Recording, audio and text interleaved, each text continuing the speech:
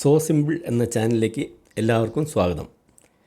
ഇന്ന് നമ്മൾ പഠിക്കാൻ പോകുന്നത് ട്രാൻസ്ഫോമർ എന്ന ഒരു കമ്പോണൻറ്റിനെ കുറിച്ചാണ്. ട്രാൻസ്ഫോമർ മനസ്സിലാക്കുന്നതിന് മുമ്പായി ഇതിൻ്റെ റോ മെറ്റീരിയൽസ് എന്തൊക്കെ ഉപയോഗിച്ചാണ് ട്രാൻസ്ഫോമർ നിർമ്മിച്ചിരിക്കുന്നത്, ഇതിൻ്റെ ആവശ്യം എന്താണ് എന്ന് വിശദമായി പഠിക്കണം. അതിനുശേഷം പഠിച്ചാൽ മാത്രമേ ഇതുകൊണ്ട് ഭാവിയിൽ നിങ്ങൾക്ക് പ്രയോജനപ്പെടുകയുള്ളൂ.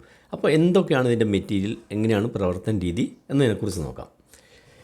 ആദ്യമായി നമുക്കറിയാം കോപ്പർ വയർ, നിങ്ങൾക്കെല്ലാം സുപരിചിത കോപ്പർ വയർ, സാധാരണ ചെമ്പ് കമ്പി.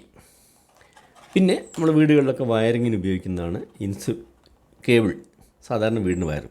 അപ്പോൾ ഇതിനകത്ത് അകത്തുകൂടെ കൊടുത്തിരിക്കുന്നതാണ് കോപ്പർ വയറുകൾ. നമ്മൾ ഈ പുറത്ത് ഇൻസുലേഷൻ ഇങ്ങനെ നീക്കിക്കഴിഞ്ഞാൽ നിങ്ങൾക്ക് ചെമ്പ് കമ്പികൾ കാണാം.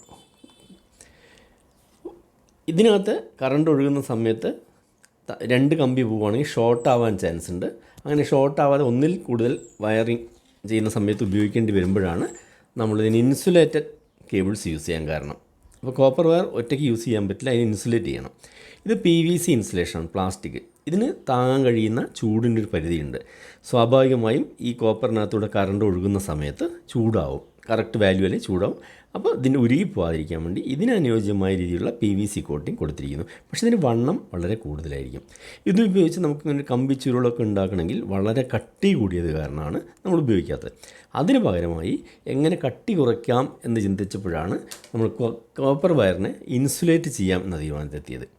അപ്പോൾ ഇൻസുലേഷൻ മീൻസ് ഇത് സാധാരണ ചെമ്പ് കമ്പിയിൽ വാർണിഷ്, അതിശക്തമായൊരു പ്രത്യേക മെറ്റീരിയൽ ഉപയോഗിച്ച് വാർണിഷിങ് കൊടുത്തിരിക്കുകയാണ്.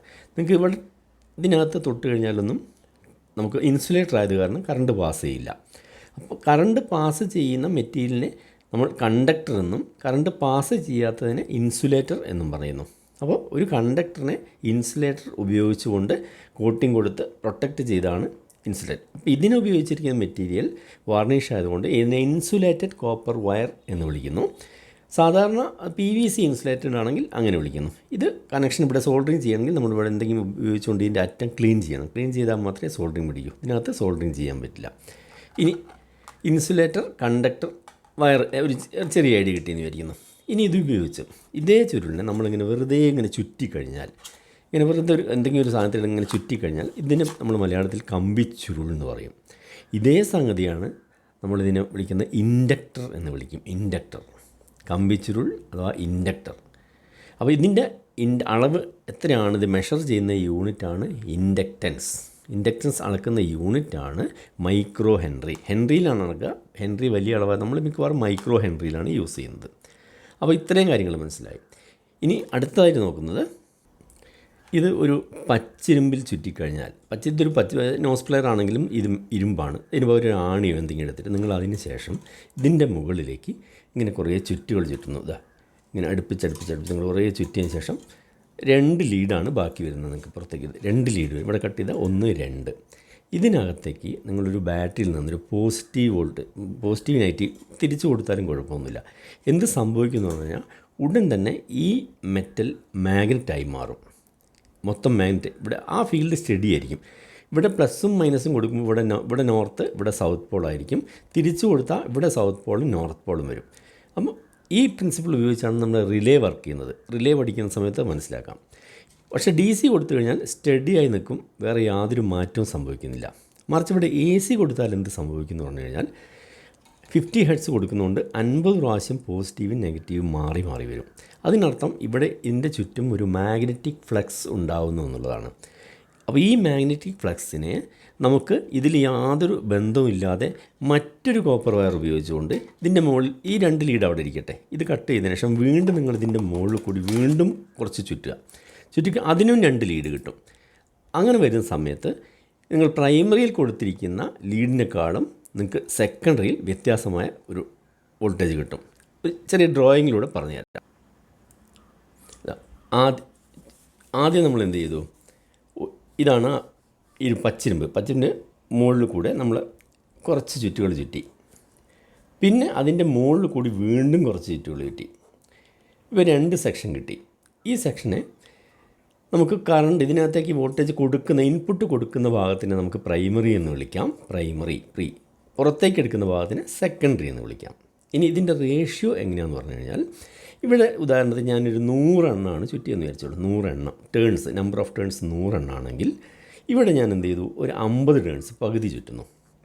ഇനി നമ്മൾ 230, ഒരു ഉദാഹരണത്തിന് വേണ്ടി പറയുകയാണ്, കുറച്ച് കാൽക്കുലേഷൻ ഉണ്ട് കൊടുക്കാൻ, എങ്കിലും പെട്ടെന്ന് മനസ്സിലാവണം. 230 വോൾട്ട് നമ്മളിവിടെ ഈ 100 ചുറ്റിയ സ്ഥലത്ത് കൊടുത്താൽ പരസ്പരം ബന്ധത്തിൽ മാഗ്നറ്റിക് ഫ്ലക്സ് ചേഞ്ചിലൂടെ നമുക്കിതിൻ്റെ നേർപകുതി ഇവിടെ ഏകദേശം എത്രയാണ്, 115ഓളം വരും.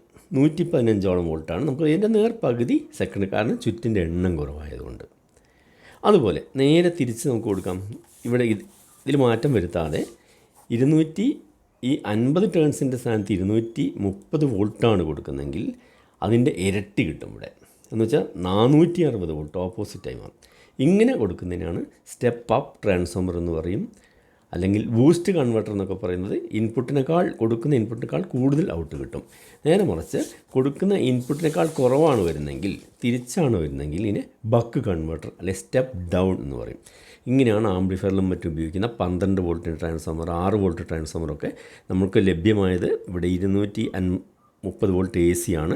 അതിൽ നിന്ന് എത്ര ടേൺസ് വേണമെന്ന് കണക്കാക്കിയിട്ട് സെക്കൻഡറിയിൽ കൊടുക്കുന്നതുകൊണ്ടാണ് ആ വ്യത്യസ്തമായ വോൾട്ടേജ് കിട്ടുന്നത്.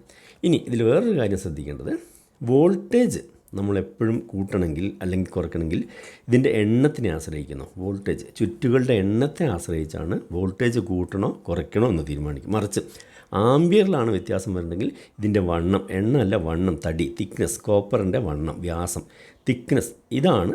ആംബിയർ കൂട്ടണമെങ്കിൽ തിക്നെസ് കൂട്ടണം, ആംബിയർ കുറയണമെങ്കിൽ കുറച്ച് കട്ടി കുറഞ്ഞ കമ്പി മതി, ഗേജ് കുറഞ്ഞ മതി. ഇതാണ് ട്രാൻസ്ഫോമറിൻ്റെ ആ ഒരു വർക്കിംഗ് ബേസിക് പ്രിൻസിപ്പിൾ എന്ന് പറയുന്നത്. ഇനി ട്രാൻസ്ഫോമർ നിർമ്മിക്കാൻ ആദ്യം, ഇതിപ്പോൾ ലെഡിൻ്റെ ആണെങ്കിൽ പോലും ഇതൊരു പ്ലാസ്റ്റിക്കിൻ്റെ ഒരു ബോബിനാണ്. ഇതിനകത്ത് നിങ്ങൾക്ക് ചുറ്റാൻ സൗകര്യമായിരിക്കും. ഇതിനകത്ത് ഒരു പ്രാവശ്യം മുഴുവൻ ചുറ്റിയതിന് ശേഷം അതിനെ പ്രൈമറി ആയി കണക്കാക്കി വീണ്ടും ചുറ്റി സെക്കൻഡറി എടുത്തതിന് ശേഷം ഈ നടുക്ക് പ്രസ് ചെയ്യുന്ന ഇരുമ്പ് അഥവാ മെറ്റീരിയൽ, അതിനനുസരിച്ചാണ് ട്രാൻസ്ഫോമറിൻ്റെ പേര് പറയുന്നത്. സെൻറ്ററിൽ ഒന്നുമില്ലാതെ വെച്ച് കഴിഞ്ഞിട്ടുണ്ടെങ്കിൽ അതിന് എയർ കോർ, പക്ഷേ അതിന് ശക്തി കുറവായിരിക്കും. അത് റേഡിയോകളിലും മറ്റും മാത്രമേ യൂസ് ചെയ്യുന്നുള്ളൂ. അതിന് പവർ കൂട്ടാൻ വേണ്ടിയാണ് ഇൻറ്റേർണൽ യൂസ് ചെയ്യുന്നത്. അതിന് നമ്മൾ മെറ്റൽ അയേൺ യൂസ് ചെയ്യുകയാണെങ്കിൽ അതിനെ അയേൺ കോർ, ഇതിനെ കോർ എന്നാണ് വിളിക്കുന്നത്. ഇതിനകത്തിടുന്ന മെറ്റലിനെ, ഇരുമ്പിനെ നമ്മൾ കോർ എന്ന് വിളിക്കുന്നു. അയേൺ കോർ ട്രാൻസ്ഫോമർ ആവും. പിന്നെ അതുപോലെ ഉപയോഗിക്കുന്ന ഫെറൈറ്റ് കോറും അയേൺ കോറും തമ്മിൽ എന്താ വ്യത്യാസം എന്ന് വെച്ച് കഴിഞ്ഞാൽ, അയേൺ കോറിൽ എപ്പോഴും നിങ്ങൾക്ക് 50 ഹെർട്സ് വരെ പരമാവധി കൊടുക്കാൻ പറ്റും. നമ്മുടെ 230 volt AC kilohertz, mega ഹെർട്സിലൊക്കെ വരുന്ന സമയത്ത് അതിന് ഓവർ ഹീറ്റ് വരാൻ സാധ്യതയുള്ളതുകൊണ്ട് അത് റെഡ്യൂസ് ചെയ്യാൻ വേണ്ടി ഉപയോഗിക്കുന്ന ഇൻറ്റേർണൽ കോറാണ് ഫെറൈറ്റ് കോർ. ഇങ്ങനെയാണ് ട്രാൻസ്ഫോമറിൻ്റെ ഒരു പ്രവർത്തന രീതി എന്ന് പറയുന്നത്. അടുത്തതായി ട്രാൻസ്ഫോമർ സെൻറ്റർ ടാപ്പുള്ള ടൈപ്പ് എന്താണെന്ന് നോക്കാം. ഇത് പ്രൈമറി 230 വോൾട്ട് കൊടുത്തിട്ട് 1 ആംബിയർ, 1 ആംബിയറിന് വേണ്ടി ഡിസൈൻ ചെയ്ത ട്രാൻസ്ഫോമറാണ്. ഇവിടെ നിങ്ങൾക്ക് 3 വയറുകൾ കാണാം. ഈ 3 വയർ മീൻസ് ഇവിടെ നിന്ന് ഇങ്ങോട്ട് 18 വോൾട്ടാണ് വൈൻഡ് ചെയ്തിരിക്കുന്നത്. രണ്ടറ്റം തമ്മിൽ 18 വോൾട്ട്. അതിൻ്റെ നടുക്കുന്നൊരു ടാപ്പ് എടുത്തപ്പോൾ ഇവിടെ നിന്ന് ഇങ്ങോട്ട് 9, ഇവിടെ നിന്ന് ഇങ്ങോട്ട് 9, അങ്ങനെ 909 എന്ന് പറയുന്നു. ഇതൊക്കെ റെക്ടിഫിക്കേഷന് പല ഘട്ടത്തിൽ ഇങ്ങനെ 2 ടാപ്പിങ്ങോ 3 ടാപ്പിങ്ങോ 4 ടാപ്പിങ്ങോ ആവശ്യം വരും. ഓരോരോ സ്റ്റേജിൽ എത്തുമ്പോഴും അത് വ്യക്തമായിട്ട് പറയാം. ഇപ്പോൾ ട്രാൻസ്ഫോമർ എന്നതിനെക്കുറിച്ച് ഒരു ജനറൽ ഐഡിയ നിങ്ങൾക്ക് കിട്ടുക എന്നുള്ളതിനാണ്. പിന്നെ എല്ലാം ചുറ്റിക്കഴിഞ്ഞതിന് ശേഷം വീണ്ടും പേപ്പറൊക്കെ വെച്ച് സീൽ ചെയ്യുന്നു. ഇതിനകത്ത് ചെറിയ പ്ലേറ്റുകളായി എല്ലാം അടുക്കിയതിന് ശേഷം ഫിറ്റ് ചെയ്യുന്നു. ട്രാൻസ്ഫോമർ ഫിക്സ് ചെയ്യാൻ വേണ്ടി ഫൈനലൊരു ക്ലാമ്പ് കൊടുക്കും, നമുക്ക് അവിടെ സ്ക്രൂ ചെയ്യാൻ വേണ്ടി. അത്രേ ഇതിനകത്ത് ചെയ്യുന്നുള്ളൂ. ഇപ്പോൾ ട്രാൻസ്ഫോമറിനെ കുറിച്ച് ഏതാണ്ട് നിങ്ങൾക്കൊരു ഐഡിയ കിട്ടിയെന്ന് മനസ്സിലാക്കുന്നു. ശേഷം അടുത്ത കമ്പോണൻറ്റ് പരിചയപ്പെടുന്നവരെ ഗുഡ് ബൈ.